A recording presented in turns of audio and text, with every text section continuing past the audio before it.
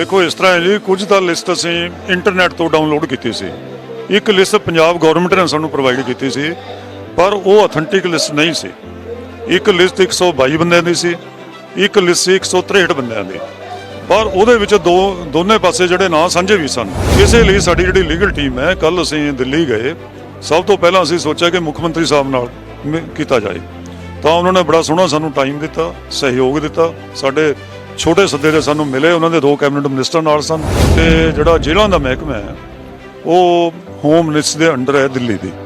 ਉਹਨਾਂ ਨੇ ਪਹਿਲਾਂ ਹੀ ਉੱਥੋਂ ਜੇਲ੍ਹ ਤੋਂ ਲਿਸਟ ਮੰਗਵਾ ਕੇ ਰੱਖੀ ਹੋਈ ਸੀ। ਉਸ ਲਿਸਟ ਅਨੁਸਾਰ 115 ਬੰਦੇ ਅੰਦਰ ਸਨ, ਨਾ 122 ਸੀ, ਨਾ 165 ਸੀ, ਨਾ 180 ਸੀ। ਉਹ ਅਥੈਂਟੀਕੇਟਡ ਲਿਸਟ ਹੈ, ਸਾਡੇ ਕੋਲ ਹੈ। ਇਸ ਲਈ ਟੋਟਲ ਮੇਰੇ ਅਨੁਸਾਰ 118 ਬੰਦੇ ਜੇਲ੍ਹ ਦੇ ਵਿੱਚ ਨੇ। ਅਜੇ ਕੁਝ ਲੋਕ ਮਿਸਿੰਗ, ਜਿਹੜੀ ਸਾਡੇ ਕੋਲ ਕੁਝ ਰਿਪੋਰਟ ਆਈ, ਕੁਝ ਅਸੀਂ ਪੰਜਾਬ ਤੋਂ ਕਿਹਾ ਆਪਣੀ ਜਥੇਬੰਦੀ ਨੂੰ, ਤੁਸੀਂ ਵੀ ਦੱਸੋ, ਨੰਬਰ ਵੀ ਪਾਏ ਹੈ। IT ਸੈੱਲ ਵੀ ਸਾਡਾ ਐਕਟਿਵ ਹੈ। ਕੱਲ ਤੱਕ ਸਾਡੇ ਕੋਲ 29 ਬੰਦੇ ਸਨ। ਕਿਉਂਕਿ ਤਰੀਕਾ ਦੇਖੋ ਪਤਾ ਕਰਨ ਦਾ, ਸਾਡੇ ਕੋਲ ਤਰੀਕਾ ਕੀ ਹੈ। ਹੁਣ ਸਾਨੂੰ ਫੋਨ ਕਾਲ ਦਿੱਤੇ ਹੋਏ ਨੇ, ਸਾਡਾ IT ਸੈੱਲ ਹੈ, ਉਹਦੀ ਵੈਬਸਾਈਟ ਹੈ, ਆਹ ਇੱਥੇ ਸਾਡੀ ਟੀਮ ਬੈਠੀ ਹੈ, ਇਹ ਹੈ। ਹੁਣ ਜੇ ਸਾਨੂੰ ਭੇਜਣਗੇ ਵੀ, ਫਿਰ ਵੀ ਜੇ ਕਿਸੇ ਦਾ ਬੱਚੇ ਦਾ ਪਤਾ ਨਹੀਂ ਵੀ ਉਹ ਜੇਲ੍ਹ 'ਚ ਨਹੀਂ ਕਿੱਥੇ ਹੈ, ਤਾਂ ਅਸੀਂ ਲਾਜ਼ਮੀ ਐਕਟ ਕਰਾਂਗੇ ਨਾ।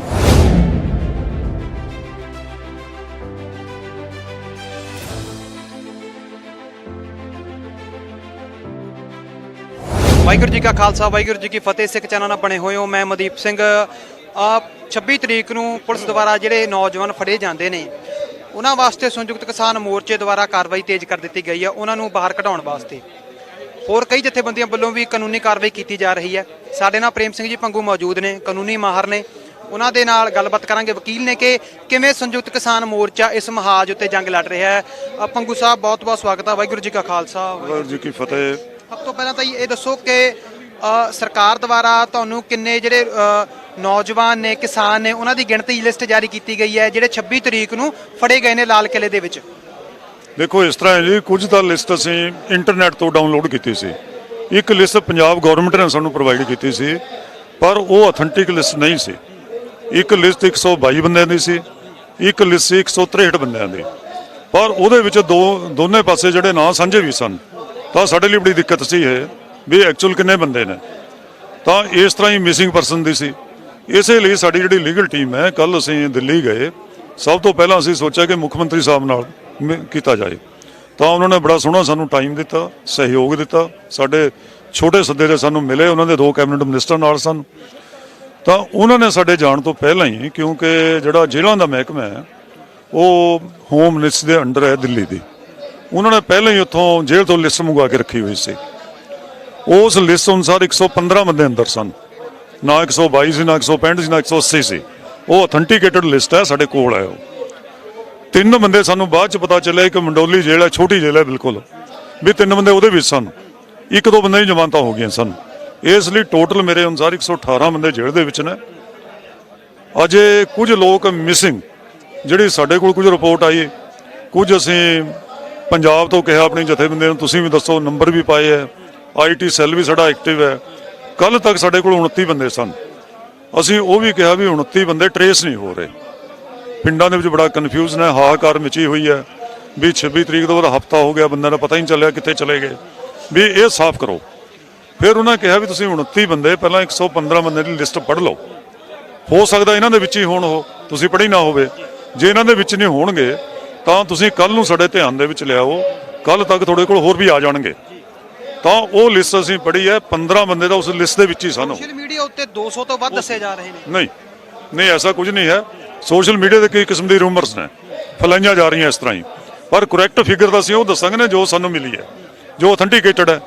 ਜੇਲ੍ਹ ਦੇ ਵਿੱਚ ਇੰਨੇ ਨੇ ਜਿਹੜੇ ਲਾਪਤਾ ਨੇ, ਤਾਂ 15 ਬੰਦੇ ਉਹਦੇ ਵਿੱਚ ਮਿਲ ਗਏ, ਇਸ ਲਈ 14 ਬੰਦੇ ਹੋਰ ਸੀ। ਔਰ ਹੋ ਸਕਦਾ ਉਹ ਵੀ ਕੋਈ ਲਿਸਟ 'ਚ ਸਾਨੂੰ ਮਿਲ ਜਾਣ ਕੱਲ ਤੱਕ। ਕੁਝ ਜਿਹੜੇ ਹੋਰ ਸਾਡੇ ਕੋਲ ਆਉਂਦੇ ਨੇ, ਅਜੇ ਇਨਫੋਰਮੇਸ਼ਨ ਸ਼ਾਮ ਤੱਕ ਆਣੀ ਹੈ, ਕਲੈਕਟ ਹੋ ਰਹੀ ਹੈ। ਸਾਰਿਆਂ ਨੂੰ ਅਸੀਂ ਕਿਹਾ, ਕਿਉਂਕਿ ਤਰੀਕਾ ਦੇਖੋ ਪਤਾ ਕਰਨ ਦਾ, ਸਾਡੇ ਕੋਲ ਤਰੀਕਾ ਕੀ ਹੈ। ਹੁਣ ਸਾਨੂੰ ਫੋਨ ਕਾਲ ਦਿੱਤੇ ਹੋਏ ਨੇ, ਸਾਡਾ IT ਸੈੱਲ ਹੈ, ਉਹਦੀ ਵੈਬਸਾਈਟ ਹੈ, ਆਹ ਇੱਥੇ ਸਾਡੀ ਟੀਮ ਬੈਠੀ ਹੈ, ਇਹ ਹੈ। ਹੁਣ ਜੇ ਸਾਨੂੰ ਭੇਜਣਗੇ ਵੀ, ਫਿਰ ਵੀ ਜੇ ਕਿਸੇ ਦਾ ਬੱਚੇ ਦਾ ਪਤਾ ਨਹੀਂ ਵੀ ਉਹ ਜੇਲ੍ਹ 'ਚ ਨਹੀਂ ਕਿੱਥੇ ਹੈ, ਤਾਂ ਅਸੀਂ ਲਾਜ਼ਮੀ ਐਕਟ ਕਰਾਂਗੇ ਨਾ। ਇਹ ਅੱਜ ਅਸੀਂ ਸ਼ਾਮ ਤੱਕ ਕੰਪਾਈਲ ਕਰਾਂਗੇ, ਜਾ ਕੇ ਕੱਲ ਫੇਰ ਦੁਬਾਰਾ ਹੋ ਸਕਦਾ ਕਮਿਸ਼ਨਰ ਆਫ ਪੁਲਿਸ ਦਿੱਲੀ ਨਾਲ ਔਰ ਹੋਮ ਮਿਨਿਸਟਰ ਵਾਲੇ ਗੱਲ ਟੇਕਅਪ ਕਰਾਂਗੇ ਵੀ ਉਹ ਕਿੱਥੇ ਨਾ, ਜਲਦੀ ਉਹਨਾਂ ਦਾ ਪਤਾ ਕਰੋ। ਜੇ ਉਹ ਕਿਸੇ ਕੇਸ 'ਚ ਇਨਵੋਲਵਡ ਨਹੀਂ ਤਾਂ ਉਹਨਾਂ ਨੂੰ ਫੌਰੀ ਰਿਹਾ ਕੀਤਾ ਜਾਏ। ਇਹ ਕੱਲ ਮੰਗ ਕਰਾਂਗੇ। ਦਿੱਲੀ ਦਾ ਜੇਲ੍ਹ ਮਹਿਕਮਾ ਹੈ ਉਹ ਦਿੱਲੀ ਸਰਕਾਰ ਦੇ ਅੰਡਰ ਆ ਜਾਂਦਾ ਹੈ ਜਾਂ ਫਿਰ ਕੇਂਦਰ ਸਰਕਾਰ ਦੇ ਅੰਡਰ ਉਹਦਾ ਸੰਚਾਲਨ ਆਉਂਦਾ ਹੈ? ਉਹ ਦਿੱਲੀ ਸਰਕਾਰ ਦੇ ਅੰਡਰ ਹੈ। ਇਸ ਲਈ ਅਸੀਂ ਮੰਗ ਕੀਤੀ ਸੀ ਵੀ ਘੱਟੋ ਘੱਟ ਜਿਹੜੀ ਜੇਲ੍ਹ ਹੈ ਉਹ ਤੁਹਾਡੇ ਅੰਡਰ ਹੈ, ਉੱਥੋਂ ਤੁਸੀਂ ਅਥੈਂਟੀਕੇਟਡ ਲਿਸਟ ਲਿਆਓ। ਇੱਕ ਤਾਂ ਇਹ ਸੀ, ਬਾਕੀ ਜਿਹੜੇ ਜੇਲ੍ਹ ਦੇ ਵਿੱਚ ਬੰਦ ਲੋਕ ਨੇ ਉਹਨਾਂ ਦੀ ਬੜੀ ਸ਼ਿਕਾਇਤਾਂ ਆ ਰਹੀਆਂ ਸੀ ਵੀ ਉਹਨਾਂ ਦੇ ਘਰਦਿਆਂ ਨੂੰ ਮਿਲਣ ਨਹੀਂ ਦੇ ਰਹੇ, ਉਹਨਾਂ ਨਾਲ ਠੀਕ ਵਿਵਹਾਰ ਨਹੀਂ ਹੋ ਰਿਹਾ, ਉਹਨਾਂ ਕੋਲ ਕੱਪੜੇ ਨਹੀਂ ਪਹੁੰਚਦੇ, ਬੜੀ ਦਿੱਕਤ ਆ ਰਹੀ ਸੀ। ਕੱਲ ਵੀ ਉਹਨਾਂ ਨਾਲ ਰੱਖਿਆ, ਉਹ ਕਹਿੰਦੇ ਵੀ ਇਸ ਤਰ੍ਹਾਂ ਬਿਲਕੁਲ ਨਹੀਂ ਹੋਏਗਾ, ਤੁਸੀਂ ਕੱਲ ਤੋਂ ਬਾਅਦ ਸਾਰੇ ਉਹਨਾਂ ਦੇ ਪੇਰੈਂਟਸ ਨਾਲ ਮਿਲਣਗੇ, ਉਹਨਾਂ ਨੂੰ ਜੋ ਮਰਜ਼ੀ ਸਪਲਾਈ ਕਰੋ। ਈਵਨ ਲੀਗਲ ਟੀਮ ਹੈ ਜਿਹੜੀ ਸਾਡੀ, ਉਹਨੂੰ ਵੀ ਉਹਨਾਂ ਨੇ ਕਿਹਾ ਕਿ ਤੁਸੀਂ ਵੀ ਸਾਨੂੰ ਦੱਸੋ ਕਦੋਂ ਮਿਲਣਾ ਚਾਹੁੰਦੇ ਆ, ਤੁਸੀਂ ਜੇਲ੍ਹ ਦੇ ਵਿੱਚ ਜਾਓ, ਸਾਰੇ ਬੰਦਿਆਂ ਨੂੰ ਆਪਣੇ ਨੂੰ ਮਿਲੋ ਤਾਂ ਕਿ ਉਹਨਾਂ 'ਚ ਇੱਕ ਵਿਸ਼ਵਾਸ ਪੈਦਾ ਹੋਵੇ ਕਿ ਸਾਡੀ ਕਿਸਾਨ ਜਥੇਬੰਦੀ ਦੇ ਆਗੂ, ਸਾਡੀ ਲੀਗਲ ਟੀਮ ਪਹੁੰਚੀ ਹੋਈ ਹੈ ਔਰ ਸਾਡੀ ਸੁਰੱਖਿਆ ਲਈ ਹਰ ਯਤਨ ਕਰ ਰਹੀ ਹੈ। ਉਹ ਵੀ ਅਸੀਂ 1-2 ਦਿਨਾਂ ਵਿੱਚ ਮੋਸਟ ਪ੍ਰੋਬੇਬਲੀ ਕੱਲ ਤੱਕ ਅਸੀਂ ਇਹ ਲਾਗੂ ਕਰਾਂਗੇ। ਤੇ ਉਹਨਾਂ ਨੂੰ ਜੇ ਕਿਸੇ ਨੂੰ ਕੋਈ ਸੱਟ ਲੱਗੀ ਹੈ, ਇੰਜਰੀ ਆਈ ਹੈ, ਜਿਨ੍ਹਾਂ ਦੇ ਮੈਡੀਕਲ ਐਗਜ਼ਾਮੀਨੇਸ਼ਨ ਨਹੀਂ ਹੋਏ, ਉਹ ਵੀ ਅਸੀਂ ਮੰਗ ਕੀਤੀ ਹੈ ਉਹਨਾਂ ਤੋਂ ਕਿ ਤੁਸੀਂ ਇੱਕ ਮੈਡੀਕਲ ਬੋਰਡ ਬਣਾਓ, ਉਹਨਾਂ ਸਾਰਿਆਂ ਦੀ ਇੰਜਰੀ ਦਾ ਐਗਜ਼ਾਮੀਨੇਸ਼ਨ ਕਰਾਓ। ਕਿਸੇ ਨੂੰ ਸੀਰੀਅਸ ਇੰਜਰੀ ਵੀ ਹੋ ਸਕਦੀ ਹੈ, ਕਿਸੇ ਨੂੰ ਫ੍ਰੈਕਚਰ ਵੀ ਹੋ ਸਕਦਾ ਹੈ। ਜੇ ਮਿਲੂਗਾ ਤਾਂ ਲਾਜ਼ਮੀ ਜਿਹੜੇ ਪੁਲਿਸ ਸਟੇਸ਼ਨ ਤੋਂ ਆਏ ਜਿੱਥੇ ਉਹਨਾਂ ਨੂੰ ਇੰਜਰੀਜ਼ ਲੱਗੀਆਂ, ਸੜਕ ਤੇ ਲੱਗੀਆਂ, ਕੌਣ ਜ਼ਿੰਮੇਵਾਰ ਹੈ, ਇਹ ਪਤਾ ਕਰਕੇ ਅਸੀਂ ਉਹਨਾਂ ਲਈ ਕਾਰਵਾਈ ਵੀ ਕਰਾਂਗੇ। ਅਗਲੀ ਗੱਲ, ਅਸੀਂ ਸਾਰੀ ਜਿਹੜੀ ਘਟਨਾਵਾਂ ਹੋਈਆਂ 26 ਤਰੀਕ ਦੀਆਂ, ਤਾਂ ਕਿ ਇਹਦੇ ਬਾਰੇ ਬੜੀ ਆ ਰਿਹਾ ਵੀ ਬੜੀ ਬੀਜੇਪੀ ਦੀ ਸਾਜ਼ਿਸ਼ ਹੈ, ਪੁਲਿਸ ਦੀ ਸਾਜ਼ਿਸ਼ ਹੈ, ਹਿੰਦੂ ਸਿੱਖ ਦਾ ਪੱਤਾ ਖੇਡਿਆ, ਫਿਰਕੂ ਪੱਤਾ ਖੇਡਿਆ, ਇਹ ਹੈ ਵੀ ਹੈ ਔਰ ਬੀਜੇਪੀ ਨੇ ਜਾਣ ਕੇ ਇਸ ਮੋਰਚੇ ਨੂੰ ਫੇਲ ਕਰਨ ਲਈ ਕੀਤਾ ਸੀ। ਉਹਦੇ ਲਈ ਅਸੀਂ ਮੰਗ ਕੀਤੀ ਹੈ ਵੀ ਤੁਸੀਂ ਇੱਕ ਅਦਾਲਤੀ ਜਾਂਚ ਰਿਟਾਇਰਡ ਹਾਈ ਕੋਰਟ ਜੱਜ ਤੋਂ ਕਰਵਾਓ ਤਾਂ ਕਿ ਬਿਲਕੁਲ ਨੰਗਾ ਚਿੱਟਾ ਹੋ ਜਾਏ ਦੋਸ਼ੀ ਕੌਣ ਹੈ। ਤਾਂ ਉਹਨਾਂ ਨੇ ਸਾਨੂੰ ਭਰੋਸਾ ਦਿਵਾਇਆ ਇਹ ਕਿ ਜੇਕਰ ਤਾਂ ਸਾਡੇ ਅਧਿਕਾਰ ਦੇ ਵਿੱਚ ਇਹ ਆਊਗਾ ਤਾਂ ਅਸੀਂ ਕਰਾਂਗੇ, ਜੇ ਅਧਿਕਾਰ ਖੇਤਰ 'ਚ ਨਾ ਹੋਇਆ ਤਾਂ ਉਹ ਆਪਣਾ ਇੱਕ ਆਫੀਸ਼ੀਅਲ ਲੈਟਰ ਸੀਐਮ ਸਾਹਿਬ ਨੇ ਕਿਹਾ ਮੈਂ ਲਿਖੂੰਗਾ ਰਾਜਨਾਥ ਸਿੰਘ ਨੂੰ, ਹੋਮ ਮਿਨਿਸਟਰੀ ਨੂੰ, ਉੱਥੋਂ ਅਸੀਂ ਇਸ ਦੀ ਇਨਕੁਆਇਰੀ ਮਾਰਕ ਕਰਾਵਾਂਗੇ। ਉਹਦੇ ਨਾਲ ਸਾਰੀ ਘਟਨਾ ਦਾ ਵਿਸ਼ਲੇਸ਼ਣ ਹੋ ਜਾਣਾ, ਨੰਗੀ ਹੋ ਜਾਣੀ ਹੈ ਸਾਜ਼ਿਸ਼। ਇਹ ਅਸੀਂ ਮੇਨ ਮੰਗ ਕੀਤੀ ਹੈ ਉਹਨਾਂ ਤੋਂ। ਯੂਪਾ ਕਿੰਨੇ ਨੌਜਵਾਨਾਂ ਉੱਤੇ ਲਗਾਈ ਗਈ ਹੈ? ਯੂਏਪੀ ਦਾ ਮੁਕੱਦਮਾ ਜਿਹੜੇ ਦਾਇਰ ਕੀਤੇ ਗਏ ਨੇ, ਕਿੰਨੇ ਨੌਜਵਾਨਾਂ ਉੱਤੇ ਕੀਤੇ ਗਏ ਨੇ? ਜਿਹੜੀ ਇਹ ਕੀਤੇ ਇਹਨਾਂ ਦੇ ਯੂਏਪੀਏ ਨਹੀਂ ਹੈ, ਇਹਨਾਂ ਦੇ 307 ਹੈ, 148, 49, 333, 353 ਵਗੈਰਾ ਯੂਏਪੀਏ ਜਿਹੜੇ ਅਸੀਂ 36 ਕਿਸਾਨ ਆਗੂ ਆ ਉਹਨਾਂ ਦੇ ਉੱਪਰ ਲਾਇਆ, ਕਿਉਂਕਿ 36 ਕਿਸਾਨ ਆਗੂਆਂ ਦੇ ਉੱਪਰ ਵੀ ਪਰਚੇ ਪਹਿਲਾਂ ਦਰਜ ਹੋ ਗਏ ਸੀ। ਸਾਡੇ ਦੇ 307 ਵੀ ਹੈ, 120 ਵੀ ਹੈ, ਯੂਏਪੀਏ ਵੀ ਹੈ। ਉਹ ਸਾਰੀਆਂ ਮੁਕੱਦਮਾ ਦੇਸ਼ ਧਰੋਹ ਦਾ ਮੁਕੱਦਮਾ ਹੁੰਦਾ ਹੈ ਤਾਂ ਕਿਸਾਨਾਂ ਨੇ ਅਜਿਹਾ ਕੀ ਦੇਸ਼ ਧਰੋਹ ਕਰ ਦਿੱਤਾ ਕਿਸਾਨ ਆਗੂਆਂ ਨੇ ਕਿ ਤੁਹਾਡੇ ਉੱਤੇ ਏਡਾ ਵੱਡਾ ਮੁਕੱਦਮਾ ਦਾਇਰ ਕਰ ਦਿੱਤਾ ਗਿਆ? ਜਿਹੜਾ ਦੇਸ਼ ਧਰੋਹੀ ਹੈ ਨਾ 124A ਹੁੰਦਾ ਹੈ, ਉਹ 124A ਦਾ ਅਫੈਂਸ ਨਹੀਂ। ਯੂਏਪੀਏ ਤਾਂ ਇੱਕ ਅਨਲੌਫੁਲ ਐਕਟੀਵਿਟੀ ਹੁੰਦੀ ਹੈ ਜਿਹੜੀ ਕਰਨੀ, ਉਹ ਵੀ ਨਹੀਂ ਹੋਈ ਲਾਲ ਕਿਲੇ ਦੇ ਵਿੱਚ ਅਨਲੌਫੁਲ ਐਕਟੀਵਿਟੀ ਤਾਂ ਹਾਂ ਉਹ ਵੀ ਨਹੀਂ ਹੋਈ ਹੈ। 148 49 ਵੀ ਜਿਹੜੀ ਅਨਲੌਫੁਲ ਐਕਟੀਵਿਟੀ ਹੈ। ਯੂਏਪੀਏ ਉਸ ਤੋਂ ਵੀ ਸੀਰੀਅਸ ਐਕਟ ਹੈ ਜਿਹੜਾ ਮਿਸਾ ਟਾਡਾ ਉਹਨਾਂ ਦਾ ਸਾਰਾ ਪੋਟਾ ਬਾਅਦ ਤੋਂ ਆਇਆ। ਯੂਏਪੀਏ ਜਿਹੜਾ ਮੇਨਲੀ ਜੰਮੂ ਕਸ਼ਮੀਰ ਚ ਲਾਇਆ ਜਾਂਦਾ ਜਿਹਨਾਂ ਨੂੰ ਉਹ ਕਰਦੇ ਨੇ, ਇਹ ਪੰਜਾਬ ਦੇ ਉੱਪਰ ਲਾਇਆ। ਇਹ ਹੈ ਸਾਰੀ ਸਾਜ਼ਿਸ਼ ਉਹੀ ਹੈ ਵੀ ਇਹਨਾਂ ਨੂੰ ਇੱਕ ਕਿਸਮ ਦਾ ਗਰਦਨਣਾ ਹੈ ਵੀ ਜਿਸ ਤਰ੍ਹਾਂ ਕੋਈ ਦੇਸ਼ ਦੇ ਖਿਲਾਫ ਵੀ ਬਗਾਵਤ ਕਰਨ ਲੱਗੇ ਹੋਰ ਹੈ। ਪਰ ਮੇਨਲੀ 124A ਜਿਹੜੀ ਧਾਰਾ ਹੈ ਉਹ ਸੈਡੀਸ਼ਨ ਕਹਿੰਦੇ ਹਾਂ ਤੁਸੀਂ ਦੇਸ਼ ਧਰੋਹ ਦੀ, ਉਹ ਇਹਨਾਂ 'ਚ ਨਹੀਂ ਹੈ। ਜੇ ਇੰਨਾ ਕਿ ਸਰਕਾਰ ਨੇ ਪਤਾ ਨਹੀਂ ਉਹ ਇਸ ਤੋਂ ਬਾਅਦ ਲਾ ਵੀ ਸਕਦੀ, ਕਦੇ ਵੀ ਲਾ ਦੇਵੇ, ਉਹਨਾਂ ਦੇ ਹੱਥ ਦੇ ਵਿੱਚ ਹੈ। ਪਰ ਅਜੇ ਧਾਰਾਵਾਂ ਲੱਗੀਆਂ ਨੇ, ਇਹ ਧਾਰਾਵਾਂ ਹੀ ਬੜੀਆਂ ਖਤਰਨਾਕ ਨੇ ਜਿਹੜੀਆਂ ਅੰਦੋਲਨ ਕਰਨ ਵਾਲੇ ਤਾਂ ਕਦੇ ਨਹੀਂ ਲੱਗਦੀਆਂ ਹੈ। ਉਹ ਤਾਂ ਆਮ ਲੱਗਿਆ ਕਰਦੀਆਂ 353 ਹੋ ਜਾਏ, 157 ਹੋ ਜਾਏ, 323 ਹੋ ਜਾਏ, 25 ਹੋ ਜਾਏ, ਆਮ ਧਾਰਾਵਾਂ ਜਿਹੜੀਆਂ, ਪਰ ਇਹ ਖਤਰਨਾਕ ਧਾਰਾਵਾਂ ਨਹੀਂ ਲੱਗਦੀਆਂ। ਇਸ ਤੋਂ ਸਰਕਾਰ ਦਾ ਮਨਸੂਬਾ ਜਿਹੜਾ ਸਾਫ਼ ਹੁੰਦਾ ਹੈ ਕਿ ਉਹ ਬੜੇ ਗੰਭੀਰ ਇਲਜ਼ਾਮਾਂ ਲਾ ਕੇ ਇਹ ਕਿਸਾਨ ਆਗੂਆਂ ਨੂੰ ਜਿਹੜਾ ਜੇਲ੍ਹਾਂ ਦੇ ਵੀ ਭੇਜਣਾ, ਉਹਦੀ ਜ਼ਮਾਨਤਾਂ ਵੀ ਨਾ ਹੋਣੀਆਂ, ਉਹਨਾਂ ਨੂੰ ਸਖਤ ਸਜ਼ਾਵਾਂ ਦੇਣੀਆਂ, ਉਧਰ ਨੂੰ ਤੁਰ ਰਿਹਾ ਜ਼ਬਰ ਦਾ ਰਸਤਾ ਹੈ। ਇਹ ਜ਼ਬਰ ਦਾ ਰਸਤਾ ਜਿਹੜਾ ਸਰਕਾਰ ਨੂੰ ਅਪਣਾਉਣਾ ਨਹੀਂ ਚਾਹੀਦਾ, ਕਿਉਂਕਿ ਇੱਕ ਪਾਸੇ ਗੱਲਬਾਤ ਕਰਨ ਦਾ ਸੱਦਾ ਦੇ ਰਹੇ ਹੈ, ਦੂਜੇ ਪਾਸੇ ਜ਼ਬਰ ਦਾ ਰਾਹ ਹੈ। ਮੀਡੀਆ ਪਰਸਨ ਨੂੰ ਐਂਟਰ ਨਾ ਹੋਣ ਦੇਣਾ, ਰੁਕਾਵਟਾਂ ਪਾਣੀਆਂ, ਸੜਕਾਂ ਦੇ ਰੁਕਾਵਟਾਂ ਪਾਣੀਆਂ, ਇੰਟਰਨੈਟ ਬੰਦ ਕਰ ਦੇਣਾ, ਕਦੇ ਬਿਜਲੀ ਬੰਦ ਕਰ ਦੇਣੀ, ਇਹ ਸਾਰੇ ਜਿਹੜੇ ਸਾਜ਼ਿਸ਼ ਹੈ, ਇਹ ਸਾਰੇ ਜਿਹੜੇ ਜ਼ਬਰ ਵਾਲੇ ਕਦਮ ਨੇ, ਰਿਪਰੈਸਿਵ ਮੈਜ਼ਰਸ ਨੇ। ਇਹ ਸਰਕਾਰ ਇਹ ਗੱਲਾਂ ਕਹੀਆਂ ਨੇ ਕਿ ਜਿਵੇਂ ਕਿ ਸੜਕਾਂ ਉੱਤੇ ਸਰੀਏ ਕਰ ਦੇਣੇ, ਇੰਟਰਨੈਟ ਬੰਦ ਕਰ ਦੇਣਾ, ਕੀ ਇਹ ਸੰਵਿਧਾਨਿਕ ਹੈ? ਗੈਰ ਸੰਵਿਧਾਨਿਕ ਹੈ, ਟੋਟਲ ਗੈਰ ਸੰਵਿਧਾਨਿਕ ਹੈ, ਗੈਰ ਜਮਹੂਰੀ ਹੈ। ਕਿਉਂਕਿ ਜਿਹੜੇ ਲੋਕ ਇਹ ਸਿਟੀਜ਼ਨ ਇਹਨਾਂ ਸਾਰੇ ਦੇ ਫੰਡਾਮੈਂਟਲ ਰਾਈਟ ਦੀ ਉਲੰਘਣਾ ਹੈ। ਸਾਡਾ ਇਹ ਫੰਡਾਮੈਂਟਲ ਰਾਈਟ ਹੈ ਵੀ ਇੰਟਰਨੈਟ ਚੱਲਦਾ ਰਹੇ, ਮੋਬਾਈਲ ਸੇਵਾ ਰਹੇ, ਇਹ ਪ੍ਰੋਵਾਈਡਡ ਹੈ। ਉਸ ਦੇ ਵਿੱਚ ਸੜਕਾਂ ਦੇ ਰਸਤੇ ਖੁੱਲ੍ਹੇ ਰਹਿਣ, ਰੁਕਾਵਟਾਂ ਨਾ ਖੜੀਆਂ ਕੀਤੀਆਂ ਜਾਣ, ਸਾਡਾ ਪਾਣੀ ਨਾ ਬੰਦ ਹੋਵੇ, ਬਿਜਲੀ ਨਾ ਬੰਦ ਹੋਵੇ। ਇਹ ਤਾਂ ਸਾਡੀ ਲਾਈਫ ਐਂਡ ਲਿਬਰਟੀ ਲਈ ਖਤਰਾ ਹੈ, ਜਿਹੜਾ ਸਾਨੂੰ ਸੰਵਿਧਾਨ ਦਾ ਆਰਟੀਕਲ 19 ਔਰ 21 ਗਰੰਟੀ ਕਰਦਾ ਹੈ, ਉਹਦੀ ਉਲੰਘਣਾ ਹੈ। ਸੋ ਬੜਾ ਗੈਰ ਸੰਵਿਧਾਨਕ ਹੈ, ਗੈਰ ਜਮਹੂਰੀ ਹੈ ਇਹ ਅਸੀਂ ਕਹਿਣਾ ਚਾਹੁੰਦੇ। ਸਰਕਾਰ ਦੇ ਇਸ ਰਵੱਈਏ ਦੇ ਨਾਲ ਸੰਵਿਧਾਨ ਦਾ ਭਵਿੱਖ ਕੀ ਦੇਖਦੇ ਹੋ ਕਿ ਸੰਵਿਧਾਨ ਨੂੰ ਖਤਮ ਕਰਨ ਦੀਆਂ ਚਾਲਾਂ ਵੀ ਚੱਲੀਆਂ ਜਾ ਰਹੀਆਂ ਨੇ?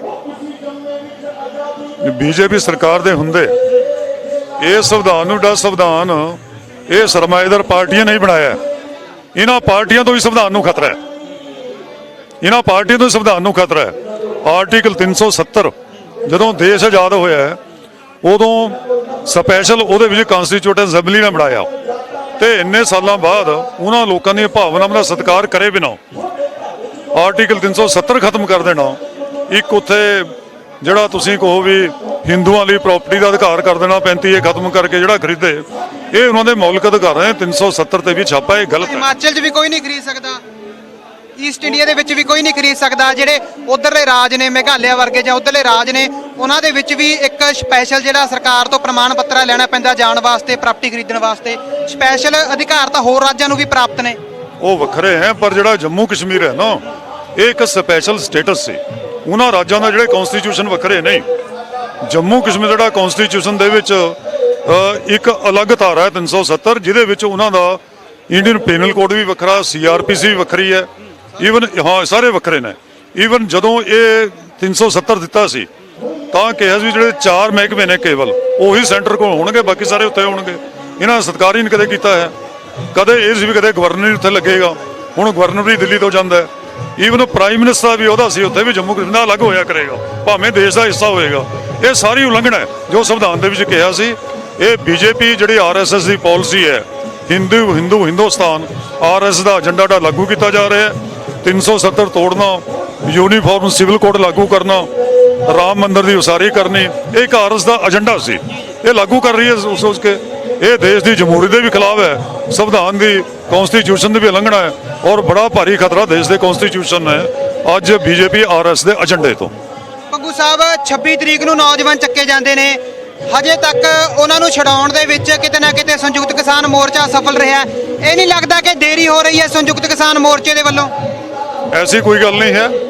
ਜਿਉਂ ਹੀ ਰਿਪੋਰਟ ਸਾਡੇ ਕੋਲ ਆਈ ਤਾਂ ਅਸੀਂ ਕੰਮ ਕਰਨਾ ਸ਼ੁਰੂ ਕੀਤਾ। ਸਾਡੇ ਕੋਲ ਪਰਸੋਂ ਚੌਥੇ ਰਿਪੋਰਟ ਆਈ ਤਾਂ ਕੱਲ ਸੰਯੁਕਤ ਕਿਸਾਨ ਮੋਰਚੇ ਦੀ ਕਮੇਟੀ ਬਣੀ। ਸਾਡੀ ਵੈਬਸਾਈਟ ਪਹਿਲਾਂ ਐਕਟਿਵ ਸੀ ਵੀ ਸਾਨੂੰ ਦੱਸਿਆ ਜਾਏ, ਇਨਫੋਰਮੇਸ਼ਨ ਮਿਲੇ। ਜਦੋਂ ਤੱਕ ਇਨਫੋਰਮੇਸ਼ਨ ਨਹੀਂ ਆਊਗੀ ਤਾਂ ਐਕਟ ਕਿਸ ਤਰ੍ਹਾਂ ਕੀਤਾ ਜਾਊਗਾ? ਇਨਫੋਰਮੇਸ਼ਨ ਦੇ ਆਧਾਰ ਤੇ ਕਰਾਂਗੇ ਨਾ। ਕੱਲ ਜਿੰਨੀ ਇਨਫੋਰਮੇਸ਼ਨ ਆਈ ਸੀ ਕੱਲ ਹੀ ਐਕਟ ਕਰਨਾ ਸ਼ੁਰੂ ਕਰ ਦਿੱਤਾ। ਅੱਜ ਵੀ ਐਕਟ ਕਰ ਰਹੇ ਹਾਂ ਉਸ ਤੇ। ਬੇਲ ਕਰਾਉਣ ਲਈ ਟੀਮਾਂ ਵੀ ਐਕਟਿਵ ਹੋ ਗਈਆਂ। ਤਾਂ ਜਿੰਨੀ ਫੌਰੀ ਅਸੀਂ ਕਰ ਸਕਦੇ ਸੀ, ਕੋਈ 'ਚ ਦੇਰੀ ਨਹੀਂ ਕੀਤੀ, ਕਿਉਂਕਿ ਸਾਡਾ ਜਿਹੜਾ ਹਮਦਰਦੀ ਹੈ, ਸਾਡੀ ਭਾਵਨਾ ਕਿਸਾਨਾਂ ਨਾਲ ਹੈ। ਮੁੱਖ ਅਸੀਂ ਕਿਸਾਨ ਕਿਤੇ ਵੀ ਹੋਵੇ, ਕਿਸੇ ਮੋਰਚੇ ਦਾ ਹੋਵੇ, ਜੇ ਕਿਸਾਨ ਦੇ ਉੱਪਰ ਪਰਚੇ ਦਰਜ ਹੋਏ, ਤਸ਼ੱਦਦ ਹੋਇਆ, ਉਹ ਜੇਲ੍ਹਾਂ 'ਚ ਗਏ, ਸਾਡੀ ਪੂਰੀ ਹਮਦਰਦੀ ਕਿਸਾਨਾਂ ਨਾਲ, ਉਹਨਾਂ ਦੇ ਪਰਿਵਾਰਾਂ ਨਾਲ ਹੈ। ਇਸ ਲਈ ਬਿਨਾਂ ਦੇਰੀ ਪੂਰੀ ਕਾਰਵਾਈ ਕੀਤੀ ਜਾਏਗੀ। ਉਹਨਾਂ ਨੂੰ ਜੇਲ੍ਹਾਂ ਤੋਂ ਬਾਹਰ ਕਢਾਵਾਂਗੇ, ਗੈਰ ਕਾਨੂੰਨੀ ਹਿਰਾਸਤ ਤੋਂ ਬਾਹਰ ਕਢਾਵਾਂਗੇ। ਇਸ ਬਾਰੇ ਕੋਈ ਢਿੱਲ ਨਾ ਢਿੱਲ ਕੀਤੀ ਜਾਏਗੀ। ਕਿਸ ਸਾਹਿਬ, ਆਖਰੀ ਸਵਾਲ ਹੈ ਕਿ ਜਿਹੜੇ ਲੋਕ ਹੋਰ ਵੀ ਜਥੇਬੰਦੀਆਂ ਉਹਨਾਂ ਕਿਸਾਨਾਂ ਨੂੰ ਬਾਹਰ ਕਢਾਉਣ ਦੇ ਲਈ ਕੰਮ ਕਰ ਰਹੀਆਂ ਨੇ, ਕੀ ਤੁਹਾਡਾ ਉਹਨਾਂ ਦੇ ਨਾਲ ਤਾਲਮੇਲ ਹੈ? ਸਾਡੀ ਨੌਲੇਜ ਦੇ ਵਿੱਚ ਨਹੀਂ ਹੈ ਵੀ ਹੋਰ ਕੋਈ ਜਥੇਬੰਦੀਆਂ ਕਰ ਰਹੀਆਂ, ਤਾਂ ਕਰਨਾ ਚਾਹੀਦਾ। ਸਾਰਿਆਂ ਦਾ ਹੀ ਫਰਜ਼ ਬਣਦਾ ਹੈ। ਤਾਲਮੇਲ ਬਣਾਉਣ ਦੀ ਕੋਸ਼ਿਸ਼ ਕੀਤੀ ਗਈ? ਸਾਡੇ ਨਾਲ ਅਜੇ ਕੋਈ ਤਾਲਮੇਲ ਨਹੀਂ ਹੈ। ਕੋਈ ਬਣਾਊਗਾ ਤਾਂ ਦੇਖ ਲਵਾਂਗੇ। ਕਾਨੂੰਨੀ ਪ੍ਰਕਿਰਿਆ ਦੇ ਵਿੱਚ ਕੋਈ ਉਹ ਨਹੀਂ ਹੈ। ਕਾਨੂੰਨੀ ਪ੍ਰਕਿਰਿਆ ਦੇ ਵਿੱਚ ਐਡਵੋਕੇਟਸ ਬਹੁਤ ਨੇ, ਹੁਣ ਚੰਡੀਗੜ੍ਹ ਦੇ ਬਹੁਤ ਨੇ, ਦਿੱਲੀ ਦੇ ਬਹੁਤ ਨੇ, ਅਸੀਂ ਇੱਥੇ। ਉਹ ਕਿਸੇ ਵੀ ਪਾਰਟੀ ਦੇ, ਕਿਸੇ ਵੀ ਕਿਸਾਨ ਜਥੇਬੰਦੀ ਦੇ ਹੋ ਸਕਦੇ ਨੇ, ਕੋਈ ਨਹੀਂ। ਉਹ ਅਲੱਗ ਵਿਸ਼ਾ ਹੈ। ਪਰ ਕਿਸਾਨ ਜਥੇਬੰਦੀਆਂ ਦਾ ਆਪਣਾ ਜਿਹੜਾ ਅਲੱਗ ਵਿਸ਼ਾ ਹੈ, ਉਹਨੂੰ ਆਪਾਂ ਨੂੰ ਛੇੜਨ ਦੀ ਲੋੜ ਨਹੀਂ। ਉਹ ਅਲੱਗ-ਅਲੱਗ ਵਿਚਾਰਧਾਰਾ ਦੇ ਤੌਰ ਤੇ ਅਲੱਗ-ਅਲੱਗ ਪਲੇਟਫਾਰਮ ਇਸ ਤਰ੍ਹਾਂ ਬਣੇ ਨੇ, ਉਸ ਤਰ੍ਹਾਂ ਚੱਲ ਰਹੇ ਆ ਉਹ। ਪਰ ਕਾਨੂੰਨੀ ਪ੍ਰਕਿਰਿਆ ਦੇ ਵਿੱਚ ਜੋ ਵੀ ਸਾਨੂੰ ਸਹਿਯੋਗ ਦੇ ਰਿਹਾ ਕੋਈ ਵੀ ਹੈ, ਉਹਦਾ ਵੈਲਕਮ ਹੈ, ਦੇਣਾ ਚਾਹੀਦਾ ਹੈ, ਕਿਉਂਕਿ ਬੇਦੁਸ਼ੇ ਕਿਸਾਨਾਂ ਦੇ ਖਿਲਾਫ ਉਹਨਾਂ ਨੂੰ ਬਚਾਉਣ ਦੀ ਲੜਾਈ ਹੈ।